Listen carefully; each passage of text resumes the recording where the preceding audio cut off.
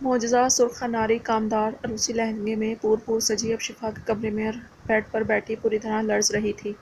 شفا ڈریسنگ سے باہر آئی تو تبھی ہلکے سے دروازہ کھول کر ٹی پنک لہنگے میں سجی ساوری اندر داخل ہوئی۔ چھوٹی ممی، باہر سب انتظار کر رہے ہیں، جلدی چلیے، اس نے کہا تو شفا معجزہ کی جانب بڑھی اور اس کے کانپتے وجود کو دیکھ کر افسوس سے نفی میں سر ہلایا۔ مما، مجھے بہت ڈر لگ رہا ہے۔ معجزہ کے ہاتھ پیر ٹھنڈے پڑنے لگے تھے۔ تب شفا نے آریان کو کال ملائی۔ آریان، سمیع خان کو کمرے میں بھیجیں۔ شفا نے کہہ کر فون رکھا۔ کچھ ہی دیر میں سمیع خان نے دروازے پر دستک دی۔ شفا نے اندر آنے کو کہا۔ وہ نم آنکھیں لیے کمرے میں داخل ہوا تو ہاتھ میں ایک فریم تھا جو سمیع خان نے اپنے سینے سے لگا رکھا تھا۔ بابا! معجزہ اٹھ کر اپنے بابا کے سینے میں سمائی وہ فریم ہٹا کر دیکھا تو اپنی ماں کی تصویر کو دیکھ کر بری طرح رونے لگی۔ ارے معجزہ، کیا کر رہی ہو؟ سارا چہرہ خراب ہو جائے گا۔ اصابری آگے بڑھی اور اسے کندھوں سے تاما۔ سمیع خان نے ایک جالی دار دوپٹہ جس پر امن کی دلہن لکھا ہوا تھا اس کے سر پر ڈال دیا اور اس کے گرد بازو حمائل کر کے اسے سہارا دیا۔ میری گڑیا تو بہت بہادر ہے۔ سمیع خان نے اس کا حوصلہ بڑھایا اور وہ تینوں اسے لے کر باہر نکلے۔ وہ لوگ پچھلے لان کی جانب آئے۔ امن آریان پاشا اسٹیج پر خضر کے ساتھ کھڑا تھا۔ مبارک ہو ڈاکٹر امن۔ ڈاکٹر انم جو فیروزی رنگ کے لباس میں آج بہت نفیس لگ رہی تھیں، امن کی جانب پھولوں کا بوکے بڑھایا تو امن نے خوش دلی سے وہ تحفہ قبول کر لیا۔ بہت شکریہ ڈاکٹر انم، آپ آئیں، امن نے مسکرا کر کہا۔ ڈاکٹر انم نے ایک حیرت انگیز نظارہ دیکھا۔ امن مسکرا رہا تھا اور یہ مسکراہٹ اس کے ہونٹوں سے جدا نہیں ہو پا رہی تھی۔ ڈاکٹر انم نے بے اختیار اس پر سے نگاہیں ہٹائی تھیں کہ مبادا اتنی دلکش اس کی خوشی کو کسی اس کی حسرت بھری نظر نہ لگ جائے۔ دل میں یہ مسکراہٹ قائم و دائم رکھنے کی دل سے دعا مانگی۔ Please doctor Anam, have a seat, Aman نے کہا تو وہ جا کر ڈاکٹر مفرا، ایشان اور اجبران کے پاس بیٹھ گئی۔ الیزیا عروشے کے قریب بیٹھی تھی اور حسرت سے اسٹیج پر کھڑے اس شخص کو دیکھتی رہی جو اب دوسروں کے ساتھ چٹکلے چھوڑتا انہیں ہنسنے پر مجبور کر رہا تھا۔ امن خضر سے کوئی بات کر رہا تھا۔ جب نگاہیں اپنی دائیں جانب اٹھیں تو وہ بھول ہی گیا کہ کیا بات کر رہا تھا۔ وہ سانس روکے سامنے ایک حسین ترین نظارہ دیکھ گیا۔ بے اختیار دل میں اس پاک پروردگار کا بے شمار شکر ادا کیا جس نے یہ وقت اسے دکھایا تھا۔ سمیع خان نے مضبوطی سے اسے تھاما ہوا تھا اور وہ ایک بازو سے ایک تصویر اپنے سینے سے لگائے دھیمے قدموں سے چلتی اسٹیج کی جانب بڑھ رہی تھی۔ اتنی فرصت سے رات کو دیکھ لیجیے گا بھائی، ابھی سب آپ ہی کو دیکھ رہے ہیں، خضر نے شرارت بھرے لہجے میں کہا تو امن نے جھیم کر بمشکل اپنی نگاہوں کا زاویہ بدلا۔ وہ اسٹیج تک آئی تو خضر نے زبردستی اسے آگے دھکیل کر اس کا ہاتھ آگے بڑھایا۔ وہ جھجک رہی تھی، پوری طرح لرز رہی تھی۔ سمیع خان نے اس کا بازو تھام کر اس کا ہاتھ امن کے ہاتھ میں دیا۔ شفا اور ریحاب نے اسے سہارا دے کر اسٹیج پر امن کے پہلو میں بٹھایا۔ مولوی صاحب، نکاح کی کارروائی شروع کریں۔ پاشا ابراہیم کی سرشاری میں ڈوبی آواز سنائی دی تو مولوی صاحب نے کلمات ادا کرنے شروع کیے۔ اپنے پہلو میں بیٹھے اس نرم و نازک اداس وجود کو لرزتے محسوس کیا تو امن بے اختیار اس کے اور قریب ہو گیا اور سمیع بابا کو اشارہ کیا کہ وہ اس کے پاس بیٹھ جائیں۔ سمیع خان معجزہ کے پاس بیٹھ گیا اور اس کے گرد اپنا بازو حمائل کر دیا۔ معجزہ، امن آریان پاشا، آپ کا یہ نکاح سکہ رائج الوقت کے مطابق امن آریان پاشا سے 20 لاکھ حق مہر کے ہونا طے پایا ہے۔ کیا آپ کو یہ نکاح قبول ہے؟ مولوی صاحب نے پوچھا تو معجزہ کے لب کپ کپائے۔ قبول ہے، سمیع خان کے اس کا کندھا تھپ تھپانے پر وہ بآسانی بول پائی۔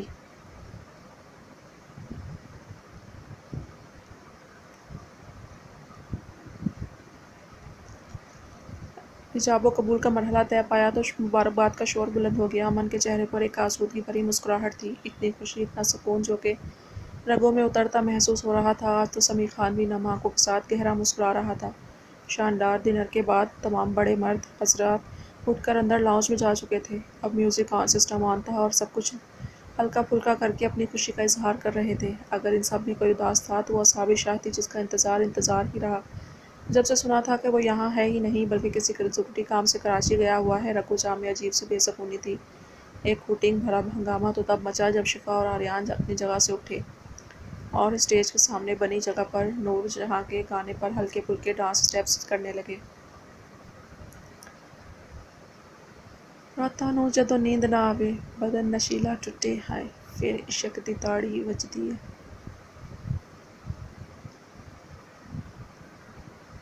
سب نے شور مچا کر پورا وائٹ پیلس سر پر اٹھا لیا جب آریان نے ڈانس کرتے اپنی پاکٹ سے ایک بڑی سی چاکلیٹ نکال کر گھٹنے کے بل زمین پر بیٹھ کر اسے شفا کو پیش کیا۔ انہوں نے خوب رونق لگائی تو پنکی، منی اور بینا بھی بیچ میں کود پڑی اور خوب ہنگامہ آرائی کی۔ امن نے مسکراتی دلچسپی سے یہ سب دیکھے گیا، تب ایک نظر اس لرزتے وجود پر ڈالی۔ ریلیکس جزا، سامنے دیکھو، ڈر خود بخود بھاگ جائے گا۔ امن نے اس کے سرد ہاتھ اپنے پرتپش ہاتھ میں تھاما۔ معجزہ نے اپنا سر اٹھا کر اسے دیکھا۔ اب صابری شاہ سامنے آئی تھی۔ خوب شور ہنگامے میں اس نے بینا کے ساتھ ہلکے پھلکے اسٹیپ کرتے اپنے دل کا مدعا بیان کیا۔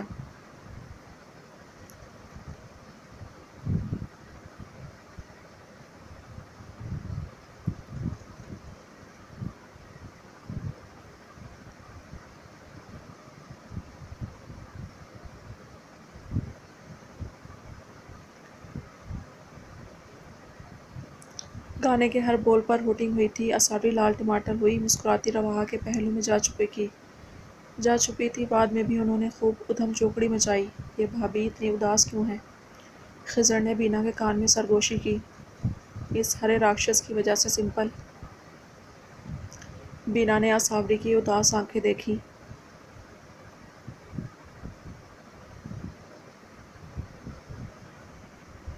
اچھا سنو، کل بھابھی کی برتھ ڈے ہے اور اگر وہ سڑیل آدمی انہیں کوئی اچھا سا سرپرائز دے دے تو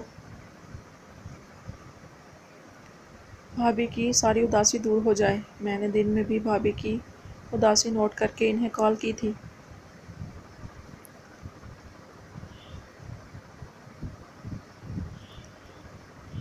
مگر اثر ندارت، مگر مجھے نہیں لگتا وہ سڑیل شخص کل تک واپس لوٹ کر آئے، ایسا کوئی پلان بنانے والے ہیں۔ خضر نے فکر مندی سے کہا۔ اچھا ٹینشن مت لو، میں ابھی کچھ دیر میں بات کرتی ہوں، بینا نے کہا تو خضر نے اس بات پہ سر ہلایا۔ معجزہ کے جھکے کندھے دیکھ وہ بار بار پہلو بدلنے پر شفا اس کے قریب آ کر بیٹھی۔ کیا بات ہے گڑیا، ٹھیک تو ہو؟ شفا نے اس کا جالی کے اوپر سے ہی اس کا ماتھا چوما۔ مما میں تھک گئی ہوں، نڈھال سی باریک آواز سنائی دی تو شفا مسکرائی۔ چلو اٹھو، روم میں چلو۔ شفا نے اسے تھاما اور روم میں لے گئی۔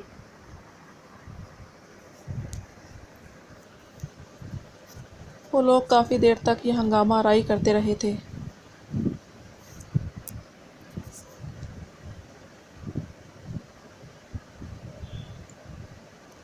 علیزے تھک ہار کر خضر کی جانب بڑھتی، مگر وہ اسے پوری طرح نظر انداز کر کے آگے کسی اور کی جانب متوجہ ہو جاتا۔ علیزے کی اب بس ہو چکی تھی۔ وہ جو بے حد بیمار تھی مگر خضر کی وجہ سے اب تک خود کو گھسیٹتے ہوئے تھی، اب اس کی اس قدر بے رخی سے تمام ویل پاور جاتی رہی۔ وہ بامشکل اندر کی جانب بڑھی تھی جب دھڑام سے زمین بوس ہوئی۔ بے رخی کا ناٹک کرنے والا سب سے پہلے خضر جبران کبیر ہی اس کی جانب لپکا تھا۔ سب پریشان ہوئے۔ شان نے قریب آ کر اس کی نبض چیک کی جو بہت دھیمی تھی۔ خضر نے اسے سیدھا کر کے باہوں میں بھرا۔ علیزے آنکھیں کھولیں، وہ چلایا مگر اس کے وجود سے بہتا پھل پھل کرتا خون ایک بہت بڑے دکھ، درد اور نقصان کا پیش خیمہ تھی۔ بغیر ذرا سی بھی دیر کیے خضر اسے باہوں میں بھر کر سب کے ساتھ جزا ٹرسٹ لے کر گیا تھا۔ آہان ٹاچر روم سے باہر نکل کر آیا۔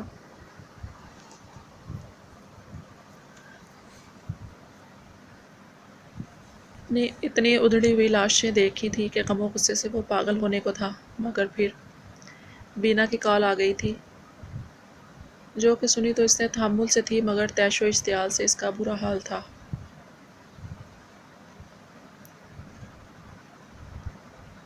صبح سے خضر کے بعد یہ بینا کی دوسری کال تھی جب آہان کو دوبارہ یاد کروایا گیا کہ کل کو اصابری کا جنم دن ہے۔ اتنی ٹینشن تھی کہ وہ اب چڑھنے لگا تھا۔ اس بار بار کی یاد دہانی سے پوری طرح فرسٹریٹ ہو چکا تھا۔ کچھ خیال حویلی کے احاطے سے ملنے والی اس ادھڑی ہوئی لاش نے اس کا دماغ گھما ڈالا تھا۔ وہ ابھی مورگ سے ہو کر اپنے آفس میں آیا تھا اور لال انگارہ آنکھوں سے وحشت دپک رہی تھی۔ آہان نے اپنی کمپٹیاں سہلا کر اپنی پھولی رگوں کو سکون پہنچانے کی کوشش کی جب اس کا فون رنگ ہوا۔ شفا معجزہ کو کمرے میں چھوڑ کر گئی تو باہر جاتے ساتھ ہی امن کو بھی کمرے میں بھیج دیا تھا۔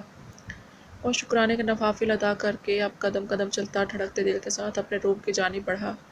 یہ سیکنڈ فلور پر بنا الگ تھلگ ایک انتہائی خوبصورت کمرہ تھا۔ پھولوں سے سجی مسحری کے بیچوں بیچ بیٹھی معجزہ کے ہاتھ پیر پھول رہے تھے۔ گلے میں ایک پھندا سا لگ گیا تھا جس سے اسے سانس لینے میں مشکل پیش آ رہی تھی۔ وہ گہرے گہرے سانس بھرنے لگی۔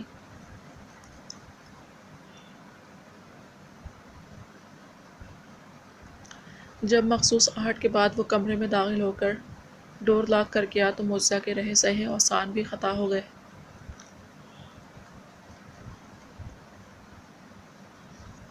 امن دھیمے سے چلتا بیٹھ کے قریب آیا اور اسے قریب ٹھیک اس کے سامنے نرمی سے بیٹھ گیا۔ معجزہ کا چہرہ سفید پڑنے لگا۔ جزا، امن نے اسے پکارا اور اس کے چہرے سے وہ جالی دار دوپٹہ ہٹا دیا۔ امن، وہ کانپتی ہوئی بری طرح ہانپ رہی تھی۔ سنو روح من، مجھے سینے سے لگاؤ تاکہ میں جان سکوں کہ اگر زندگی اتنے قریب ہو تو سانسیں اعتدال میں کیسے رہتی ہیں۔ امن نے بے تحاشا، بے اختیار اور بے قرار ہوتے اس کی کمر کے گرد بازو حمائل کر کے اسے سینے میں بھیجا۔ امن، میں سانس نہیں لے پا رہی۔ معجزہ نے اسے پکارا۔ وہ اب بالکل بھی سانس نہیں لے پا رہی تھی۔ میں ہوش کھونے لگا ہوں، ڈیم اٹ۔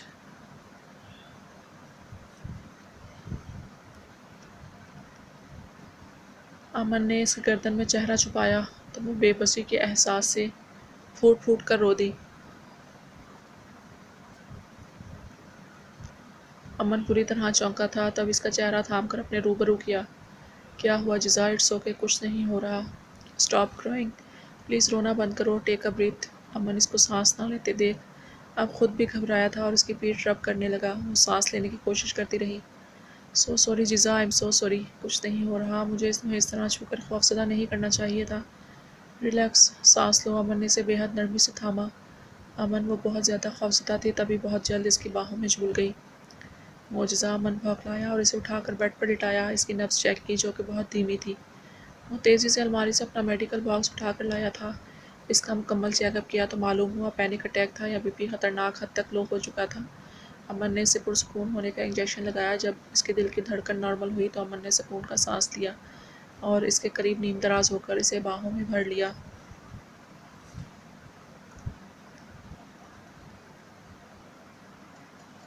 اپنی پاکٹ سے وہ رنگ نکال کر دیکھی جو وہ اسے پہنانے والا تھا، مگر پھر وہ رنگ دوبارہ اپنی پاکٹ میں رکھ کر اسے اپنے سینے سے لگا کر آنکھیں موند لی۔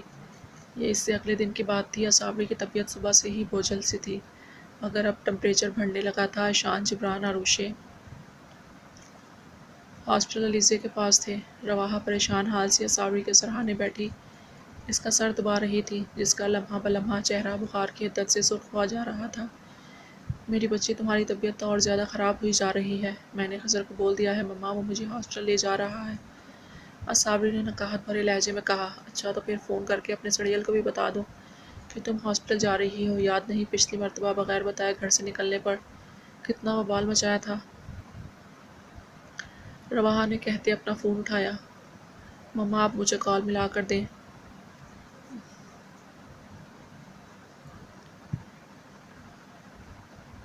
اصابری بمشکل اٹھ کر بیٹھی۔ رواحہ نے نمبر ڈائل کر کے فون اسپیکر پر ڈال کر اس کے ہاتھ میں پکڑا دیا۔ رنگ جا رہی تھی۔ آخری دوسری بیل پر فون ریسیو کر لیا گیا۔ احان نے خاموشی سے فون کان پہ لگایا۔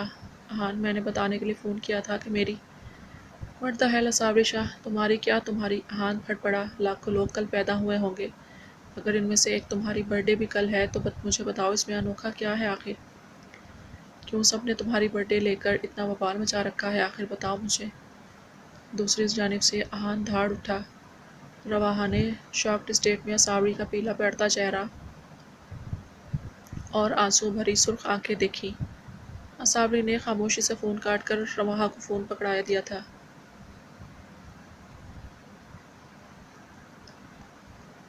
آنسو کا ایک پھندا سا گلے میں اٹک گیا تھا۔ وہ رواحہ کے سینے سے لگی ہچکیوں سے روئی تھی۔ جی بھر کر شرمندگی ہوئی تھی، تبھی خضر کی اجڑی بجڑی بکھری حالت میں دستک دے کر کمرے میں داخل ہوا تھا۔ تو ابھی چلیں، میں آپ کو ہاسپٹل لے کر چلتا ہوں، خضر نے کہا تو اصابری خود کو مضبوط ظاہر کرتی اب اٹھ بیٹھی تھی اور خضر کے ساتھ وہاں سے نکلتی چلی گئی۔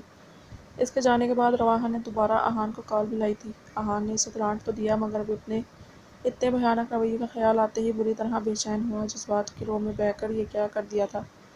کیا وہ ان کم ظرف مردوں میں سے تھا جو نوکری کا سارا غصہ اور ڈپریشن اپنی بیویوں پر نکالا کرتے ہیں؟ احان نے اپنی دکھتی کم پٹیوں کو سہلایا۔ تبھی دوبارہ فون رنگ ہوا، جانے کیوں؟ اسے خوش فہمی ہوئی کہ فون اسی دشمن جاں نے کیا ہوگا۔ اصابری، احان نے بے قراری سے پکارا۔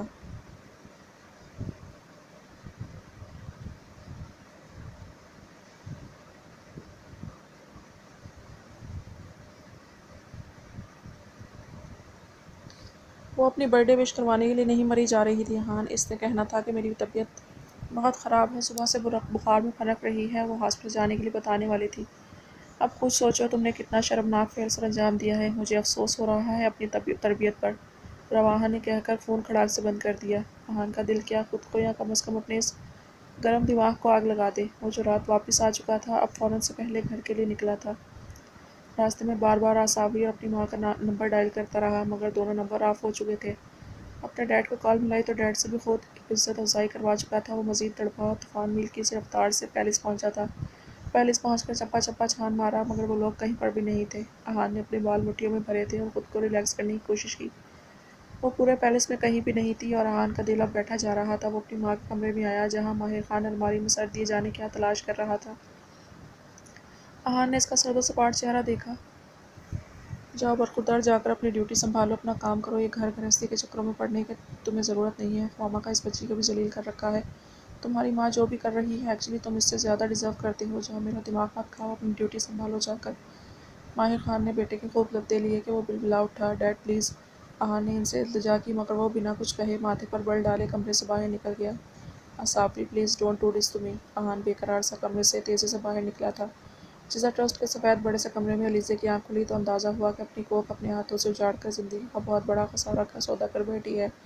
یہ خبر وائٹ پیلس کے مکینوں پر بجلی بن کر گری تھی کہ علیزے اپنا بچہ کھو چکی ہے۔ وہ ہوش میں آتے ہی بلک بلک کر روئی تھی۔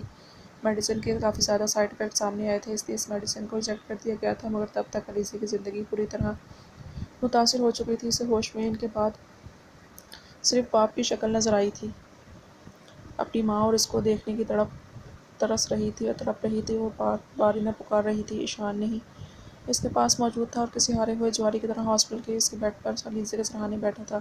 علیزے کے آنسو مسلسل تکیے میں جذب ہو رہے تھے۔ اب کیا فائدہ یہ آنسو بہانے کا علیزے، جبکہ تم نے اپنے ہاتھوں سے اپنی زندگی برباد کر لی اور آروشی کے بھی یہاں نہ آنے کی کیوں شکایت کرتی ہو؟ کیا تم نے یہ سب کرتے کسی کے بارے میں سوچا تھا؟